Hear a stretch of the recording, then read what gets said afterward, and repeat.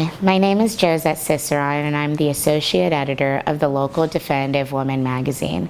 And I'm also the volunteer administrative team member of the Inclusion Network, a group of dedicated, passionate people with a common goal to make Central Minnesota an inclusive and welcoming place for people of all backgrounds to live and work. Our goal is to strengthen the region through appreciation and understanding of diversity and cultural differences. Together with the support of the Inclusion Network, Voices was created, a panel-based talk show that brings everyday members of our community to discuss and explore tough conversations that affect our society and community, from racial tension and discrimination to sexual assault, and most importantly, mental health. Voices aims to bridge the gap between those who feel heard and those who feel unheard. Believing that the first step to healing, understanding, and change is to begin with an open, honest conversation and shared experiences, Voice's ultimate goal is to provide insight, educate, and humanize experiences like my own. My family and I moved to Alexandria about 4 years ago.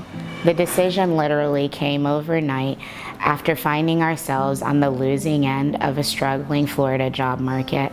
Needing a reset of sorts, we took my brother and sister-in-law up on their offer to move to Alexandria for a few months so we could work and save up. I didn't know anything about Alexandria. In fact, I didn't even look up the town until the night before we boarded the plane and left the only home we'd ever truly known. Outside of our family and their friends, we were met with indifference almost immediately. From being stared at the grocery store to people straight up telling us we didn't belong. My very first face-to-face encounter was very public at a grocery store. An elderly woman randomly walked up to me and began calling me the N-word and went on shouting about how people like me had ruined her hometown. I was so taken back by the incident, I left the store almost immediately, crying all the way home, thinking we had just made the biggest mistakes of our lives and moving our family here.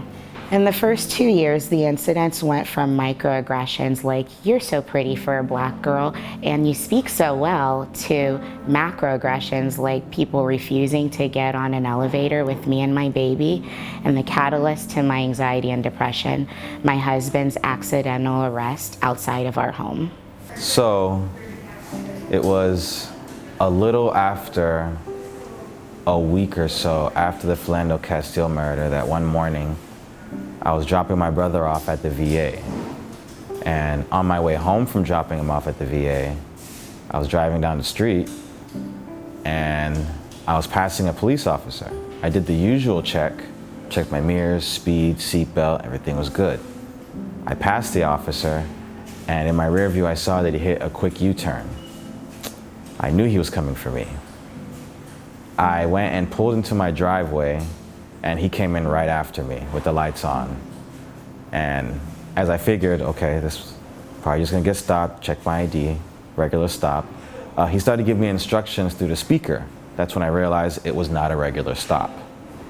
And I followed all his instructions, got the vehicle, backed up to him. By this time, 4 or 5 more officers already showed up. One of them I saw was an undercover cop car too.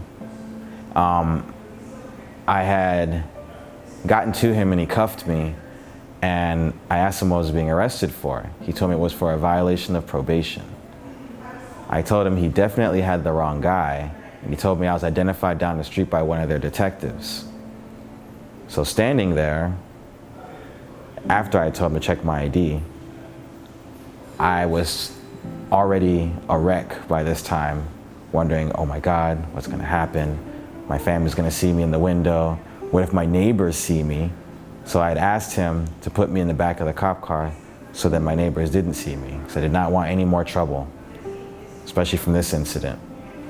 After I was in the car for some time, the same officer took me out the car and he apologized once they identified me and then told me that they were still looking for the guy and I would probably be followed to work if I went out anytime soon. So when I got inside and told my wife of the incident, she was devastated. She was horribly devastated that I could have lost my life in that moment. So I went to work later on that day, and sure enough, I was followed to work. And I even took a different route to work, and I was still followed all the way till I got to work and actually parked. It was frustrating, very frustrating to be followed to work after the incident. I figured they knew their mistake, and it felt like they were continuing the same mistake, and just made me feel like I just wasn't supposed to be there. I hated being there. I really wanted to leave this place. This one broke me. All I could think of was how their mistake could have been the difference between my children having a father or not. The assumption that he was who they thought he was without even bothering to ask him to identify himself, it was infuriating. Because for people like us, being pulled over is a life and death situation. Nobody deserves to be treated that way for simply driving while black. This pushed me into the darkest headspace I had ever found myself in. I felt unsafe in my own community. We felt violated. I felt like my family was at the mercy of ignorant stereotypes that could not only ruin our lives, they can end them.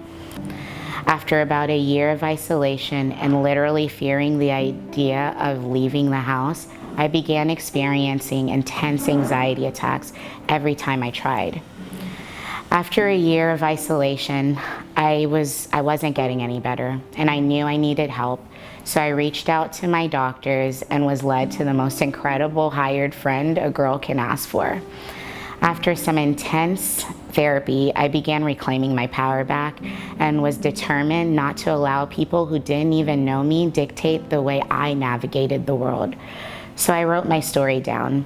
It was one of the most healing experiences, and I knew if only one person could hear my story and relate, then maybe I can keep someone else like me from feeling just a little less lonely and ostracized in this community. My story was published last year in the local Definitive Woman magazine, and that unleashed a chain of events that changed our lives dramatically. From public health workers to therapists to the incredible staff at the childhood education program, I suddenly found a community of open, understanding, and most of all, accepting individuals who gave me the strength to rewrite my story and reinvent myself after giving up on me and my career. Today, I'm the associate editor of Definitive Woman magazine, and I knew I couldn't just stop there.